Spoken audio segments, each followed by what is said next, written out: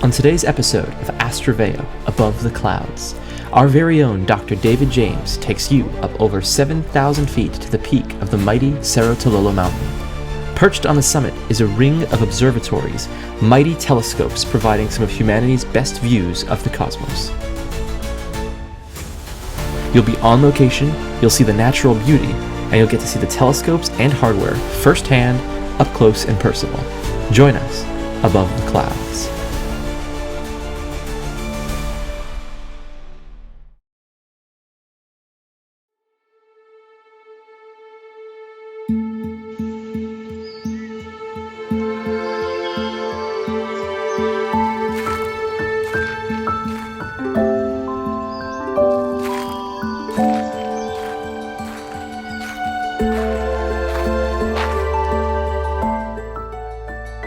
Good evening and welcome to Astraveo's special observing trip here to Cerro Tololo Inter-American Observatory and Cerro Tololo, just east of La Serena, Chile. And I'm here to observe on the Blanco 4-meter telescope using the dark energy camera, which you can see here just off to my right. That nice big telescope right there in the center of the image. I'm a bit out of breath because I'm walking up to the plateau and it's 7,000 feet and I'm a little bit out of shape, not quite as young as I used to be. But I thought this would be a great video for us on our Astraveo channel because I'm observing. I'm a real scientist, even though I work in industry.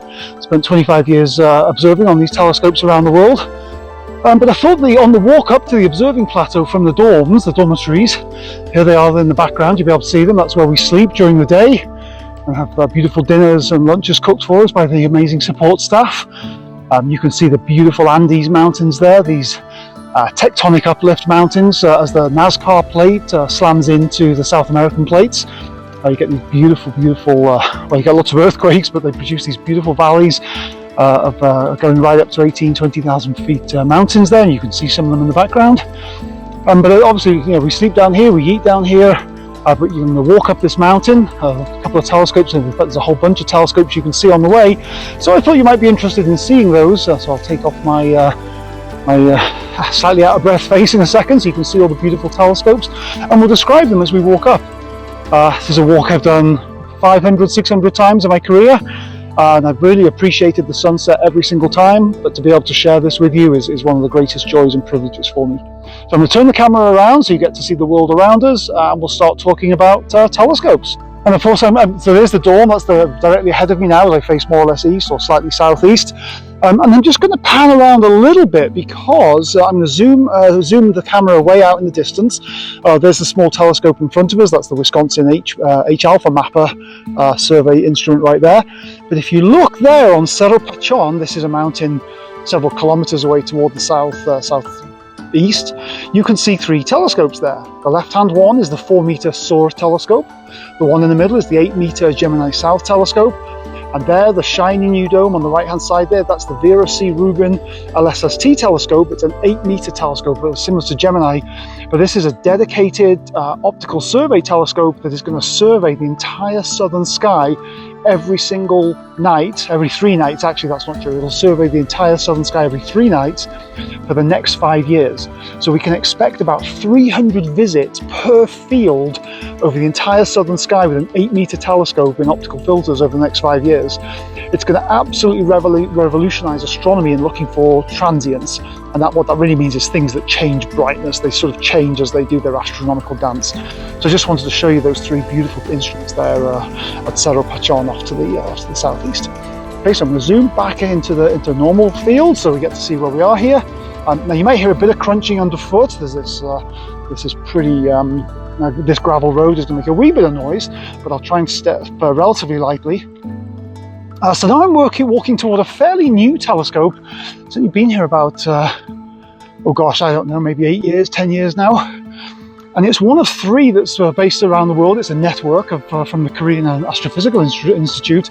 And these 3 1.6 meter telescopes, one here, one in the Karoo Plateau in the South African Astronomical Observatory in South Africa, and the other one's at Siding Spring Observatory in Australia, home of the famous what used to be the Anglo-Australian telescope is now just the Australian telescope. Beautiful 4-meter telescope, which I did much of my PhD thesis work on. And this telescope is fully automated. And I'm just going to take you right up to the plaque on the door, because they have this beautiful introductory plaque. And so this is called the KMTN, or the KMT network of telescopes. And as I said, there are three 1.6 telescopes that are scattered around the southern hemisphere. And here they are. They're operated by the Korean Astronomy and Space Science Institute, KASI. And just wanted to show you this plaque. They've got this beautiful plaque for this fairly new facility. So I'm not going to go in. The door is locked. I suppose I could go in. I have access, but I think that would be the wrong thing to do this time of night, as the telescope is being set up automatically to start preparations for the observing night. Sunset's in about 45 minutes. So typically we open these telescope domes about 30 minutes, 40 minutes before sunset, and it allows any heat of the day to escape through the dome, so the dome aperture there, just so you don't get dome seeing, which is basically turbulence, and that sort of destroys the integrity of the images on the detectors, and you basically get the twinkle twinkle little star effect. Okay, well, let's pan round and let's walk up the path a wee bit more, because we're thoroughly privileged to have a whole phalanx of telescopes here, and I happen to know many things about them. I used to be an astronomer down here at Cerro Tololo, and so I've been very lucky that I was here when many of these were actually built and installed, and the ones there up on the main observing plateau I've used many, many times. So, oh, it looks like our astronomer for tonight, the Korean telescope, is coming. Here she is. She's coming to open up the dome. So I'm just going to say hello as she goes. Okay. Oh, hello. Have a nice observing night. Yeah, have a good day. Okay, you too. Thank you. Yeah, good luck. Okay, so that's a really cool. It's cool that we got to saw the astronomer in charge of the telescope for tonight. And I thought they were fully automated. I wonder if she's doing the setup actually. But it's a microlensing system, so what they're doing is they're looking for microlens events. This is sudden stochastic brightnesses in stars that occurs when a free-floating planet passes in between that star and us, and you get this massive magnification effect, which is wonderful. It's sort of like having a bigger telescope. So that's a really important project to allow them to work out the brightness and the mass of the star. It's one of the techniques, or the mass of the planet, sorry. It's one of the techniques we use to measure the absolute masses of extrasolar planets. So that's very exciting. Okay, as we continue our walk, and again, this hill is a little bit steeper than it looks on camera, so please forgive me if I'm huffing and puffing a wee bit like the big bad wolf. So these three on the right-hand side here, with the domes open with a little lip that looks like a little tongue, these are the three 1 meter optical telescopes of the Las Cumbres Observatory, which is a global network of robotic telescopes based out of, I think, Santa Clara in California. And Astraveo's very own Joseph Farah uses these Las Cumbres telescopes to follow supernovae, work out their explosion times, work out the ejector masses, the ejector speeds, looking at compositions, brightness changes, all this sort of thing, these sort of parameters to do fundamental supernova work. And so these are robotic telescopes all around the world. You're talking in Arizona, in Hawaii, in South Africa, in Australia, and some here, three here in Chile on Cerro Tololo. And again, fully automated. These are 1 meter class telescopes, and so they'll be observing all kinds of predetermined fields. They're fully robotic, and again, the domes are open just to equilibrate the temperatures inside. Oh, the KMT. Oh my gosh, the KMT net telescope is opening. You can see the astronomer in charge, the one we just passed on the path. She's about to open the dome, and you see there the lip of the dome is opening. I love it. Oh yep, I can see the top upper shutter is opening too. So exciting to see that, I love that. Okay, I'm going to keep walking. So you can tell by the shadows the sun is setting rapidly in the west. I won't be on sky myself for about another hour, but I always like a little bit of time just to set up and prep, so I'm not rushing when we are ready to observe. Sunset's in about, I don't know, 25-30 minutes more, and then we have to wait for astronomical twilight. What that means is just as you after sunset or before sunrise in the morning, the sky, you see the brightening of the sky as the Earth is rotating and the sun appears to rise or set. That gives us just a bit too much light in the atmosphere, scattered light, for us to be able to observe our astronomical targets. So typically one would wait for 25-30 minutes after sunset before we can start observing proper. Otherwise you just get too much scattered sunlight in your astronomical images. Here there are a couple of 4.4 meter telescopes. These again belong to Las Cumbres Observatory. I suppose I could actually get a little bit closer, although there's a bit of a steep climb there. So you can actually see what they look like. And these are survey telescopes. And these are sort of synoptic survey telescopes that they just observe. I don't know what the cadence is, but it's possibly every 60 seconds, every 90 seconds maybe. I'm just going to climb up here. I don't want to disturb the ground too much because that would create dust. And we don't want dust on the telescopes. Oh yeah, there you go. You can see there's a nice cluster. If I raise up the camera, you can see a nice cluster there.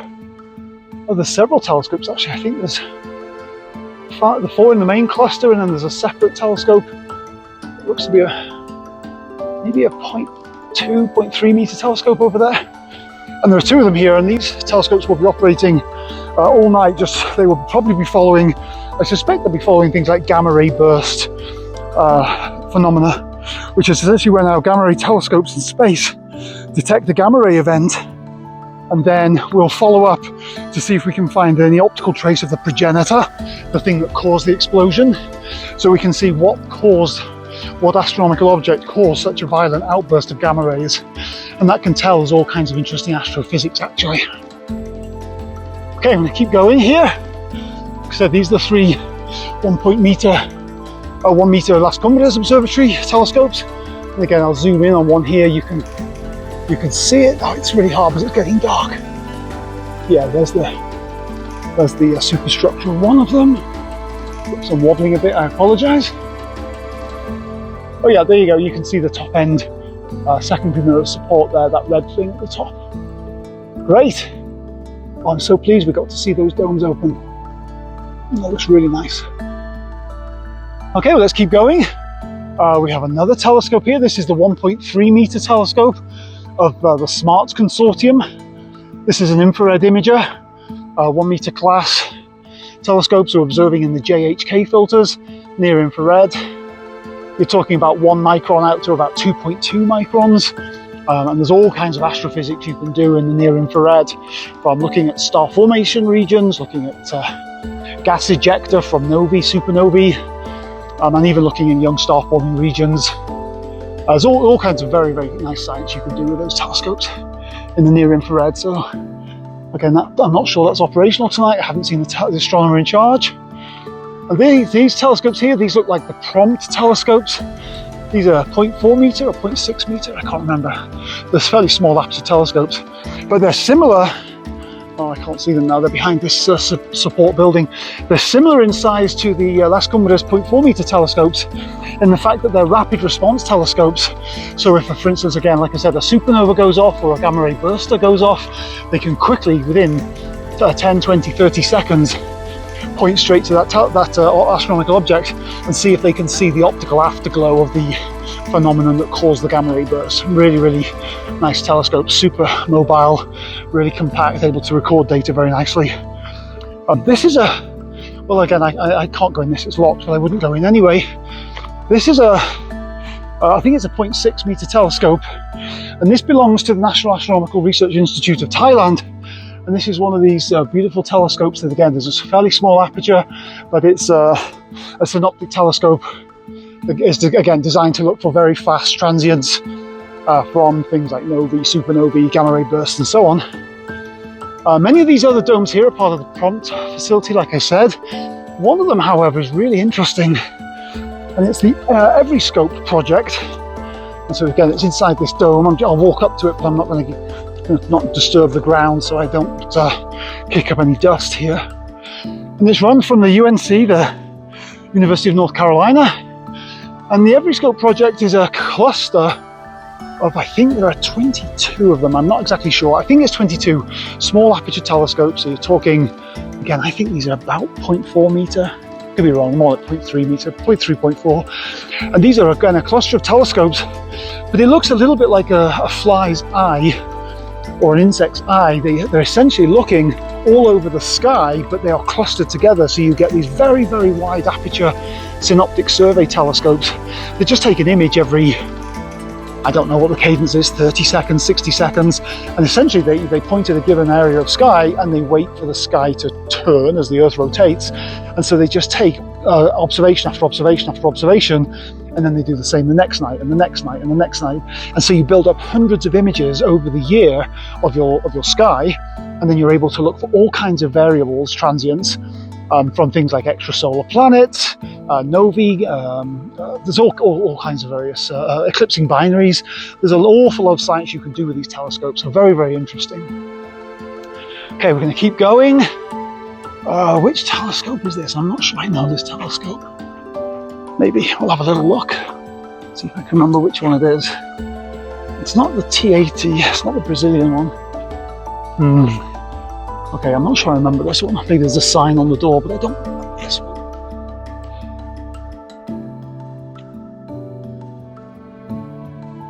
Is there a sign? There is not. Okay, that will just have to remain a mystery telescope until I look it up. It's not prompt, it's not the 1.3, it's not the T80, there's the T80 Brazilian telescope. A 1.2 aperture telescope, but again, synoptic survey, very, very wide field of view camera. Well, I'm not going to take a guess that could be wildly off and I'll look silly. I'm not sure, I'm being honest. We do have a couple of extra telescopes. Actually, I see they're both open. Okay, let me see if I can zoom in for you.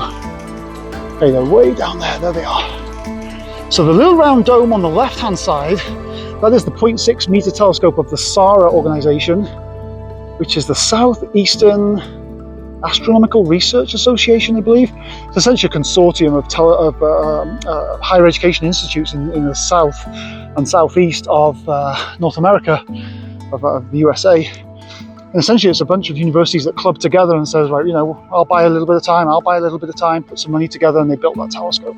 Really nice facility. And then the one next to it, with the oblong sort of shed or dome, and that's moved off, and you can't see them from here. I don't think the resolution of my camera will do this. There's a group of 8, I thought there was maybe more than that now. There's a group of 8 or 10 small aperture telescopes, and again, I think they're 0.4 meters. Jonathan Irwin, he's a friend of mine from Britain, who's at the CFA in Boston. He basically built all those telescopes, and essentially it's called M-Earth, and they're looking for, again, all sky survey, but they're looking for Earth-sized planets orbiting M-stars. And that's really interesting because you can measure the dip in light really quite nicely, because M-stars have fairly small radii, and so you can look for smaller and smaller planets. And so really what they're doing is they're looking for the eclipses of these small Earth-like planets around M-stars in the habitable zone, so that we can find essentially habitable Earths. Really nice project. Of course, by using the transiting system, you get a direct measure of the planet's mass. That's how you're able to work out M-Earth, if you take radial velocity measurements as well. So that's a really nice project. Runs every single night when the sky's clear. So that's I really like that one, especially as I know Jonathan and he's involved with that one. And as I said, I've been coming up here for 20 odd years now, so I know most of the people involved with these telescopes, so I tend to have visits of them, and I get the sort of back end of the science, I get the backstory of what's happening with these telescopes. Really quite exciting for an astronomer like me. Okay, so my friend Tiago, he built and constructed this telescope. I haven't actually been inside. Next time he's here, I'll ask him if he can give me a tour. A really nice telescope here. Okay, so I'm going to keep going. We have to climb up a little bit here. This is sort of the back path up to the observing plateau.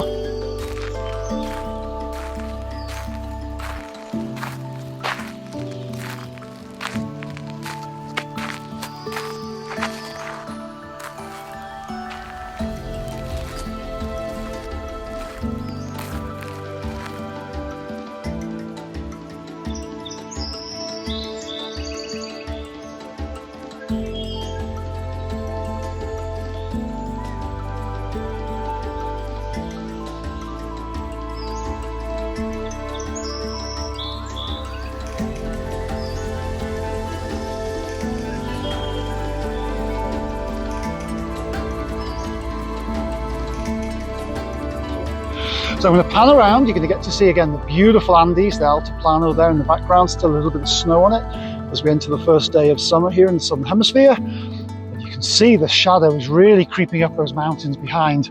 So I better get my skates on, otherwise I'm going to miss the start of the observing block, or at least the time when I like to get ready for observing.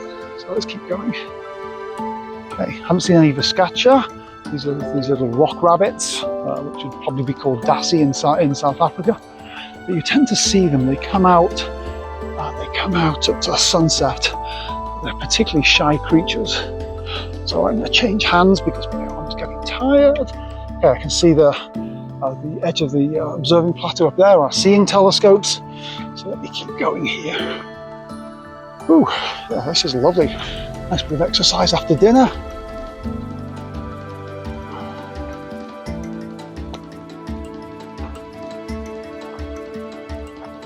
I can't see those rock rabbits.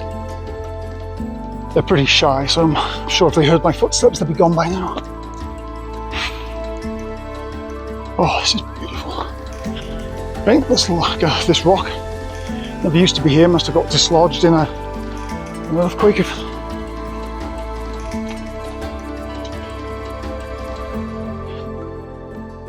Okay, trying to walk slowly so I'm not so out of breath. You hear me puffing and puffing on the camera. Oh, we've got a little bird. Hello there.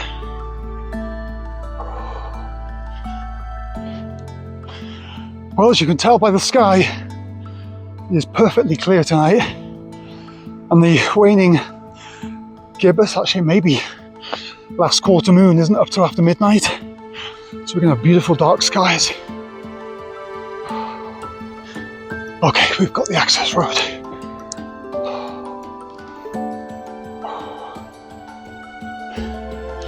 Oop. We have our observing support.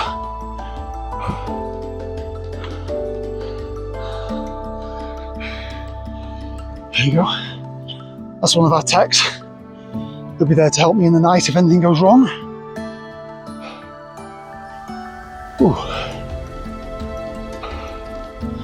Okay, almost there. Yeah, this is going to be very pretty.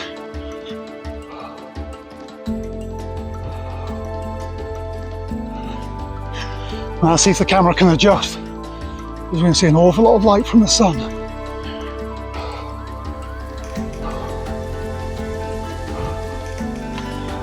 Yep, there's the edge of the 0.9 metre smart telescope, so we must be near the edge of the observing plateau. Going to swap arms again. I'm tired from carrying the camera. There you go.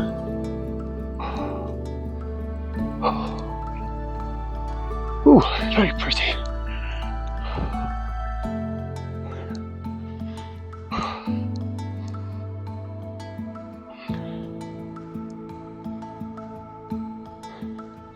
Yep, there's the 0.9 metre. A little telescope ahead of us on the left. That's the 10 micron Razicam camera. That allows us to detect water vapour in the Earth's atmosphere as the water molecules vibrate and emit infrared light. Okay, there's my observing support for the night, Kathy Vivas. Hola, Kathy. Hola, Kathy. ¿Cómo estás? Estoy grabando un video. Ya, dame un minuto. Oh. Okay, this is the sun. It's almost set, as you can see. Just absolutely stunning here as we look toward the west and out to the Pacific Ocean. And we'll scan round. Ooh, oh, that's the valley. There's the old goat farm down there, looking beautiful. There's the Puclaro Dam, you can see in the distance. It's probably difficult now, the sun's going down. Okay, there you go. Scan around some of the telescopes. There's the Naval Observatory telescope over there. This is the 0.9 metre here. This is the 1.5 metre right there, with its back to us. You can see the Curtis Schmidt here now. I'll see if I can point it. That's the Curtis Schmidt 0.6 metre telescope run out of the University of Michigan. There on the left, coming in the background, that's the 1 metre telescope, the old Yale telescope, which I've used hundreds of nights. Just a beautiful old telescope, really nice machine. And then here's my toy for this evening. This is the old dome, which needs a lick of paint, I have to say. Have a word with the director. This is the 4-meter Victor Blanco telescope, and it's got this beautiful old dome. It's a 5-story silver dome, and it's principally so big because it has a huge 10-ton crane affixed to the top of the dome that allows us to pick up the instruments in the mirror when it needs re-illuminizing. So this is the observing plateau of Cerro Tololo. And as you can see, it's just absolutely beautiful. Okay, there's some of the seeing telescopes I talked about. And I'm going to pan back around and see if we get a pretty sunset. It's almost gone. Tomorrow I'll be up here, but I'm not going to film. I'm actually just going to come up here and just observe it as a human. No camera in hand, just so you can see the green flash maybe. But for tonight, for our Astraveo video, I wanted to show you just how beautiful this observing plateau is, and show you the sort of sheer joy that I have from coming to use these instruments.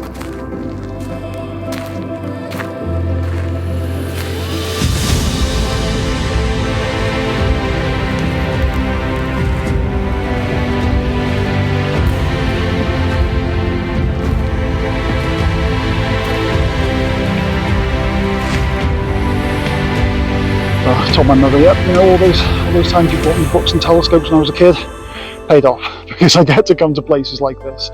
It's completely privileged. So thank you to all the people that have supported me, and all the various government agencies that give us money to build these telescopes and to be able to pursue our dreams of astronomical research. Okay, there's the Razzie cam. I'm going to leave Kathy in peace. I'm not going to record her. Okay. Oh yeah, it's getting there. You can see the darkness is starting to come into the valleys as the shadows are forming at the back of these tectonic ridges here. Yeah, maybe if I zoom in a little bit, you'll be able to see just how beautiful these valleys are. Absolutely stunning.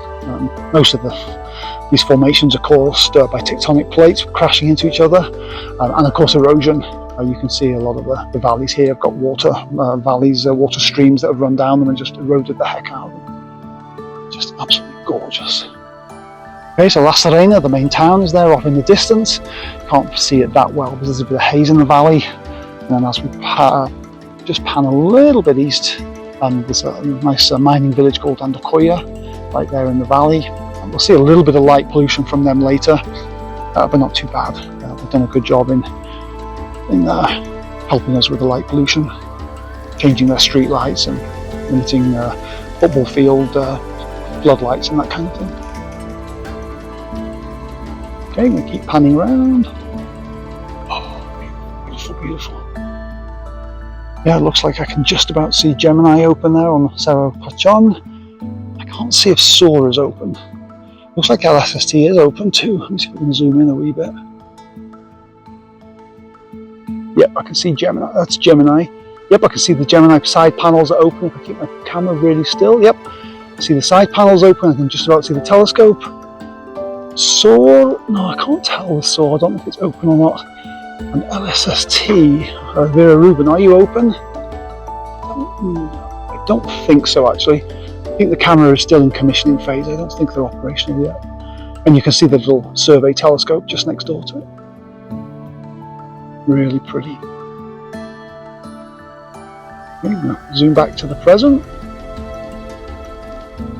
Yeah, there you go, sunset's already started. Oh, it's going to be a pretty night as well. Yeah, I think sunset's like 2 minutes away.